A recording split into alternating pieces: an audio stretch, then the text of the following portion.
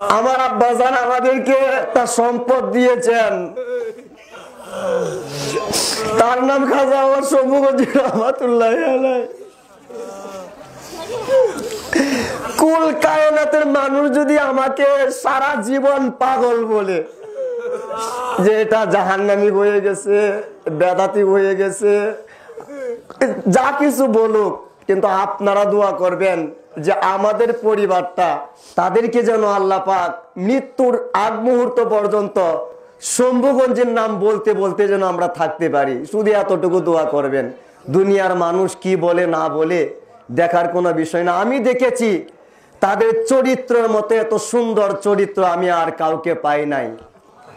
আমরা কেরামতের পাগল না, ওনারা ওয়াজ করেন না, আমরা ওনাদের ওয়াজের পাগল না, শুধুমাত্র চরিত্র মোবারকের পাগল। তো এই মুহূর্তে এক খতম মিলাদ শরীফ হয়ে যাবে, সকলেই অন্তরের মোহব্বত দিয়া মিলাদ শরীফ পড়ার চেষ্টা করবেন। কারণ মিলাদ শরীফ এমন একটা আমল যেটা পড়ার সঙ্গে সঙ্গে কবুল হয়ে যায়।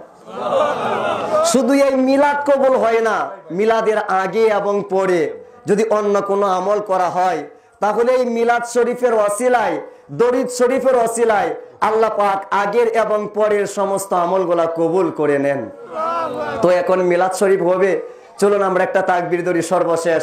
নারায়ে তাকবীর, নারায়ে রিসালাত, নারায়ে হায়দারি, গাউসুল আজম শম্ভুগঞ্জি, শাহজাহানপুরি, মহামান্য বড় হুজুর, মহামান্য মেজু হুজুর, মহামান্য মুর্শিদপুরি, মহামান্য শেজু হুজুর, মহামান্য সুজা হুজুর, মুরিদের দরদি ওয়ালি হুজুর।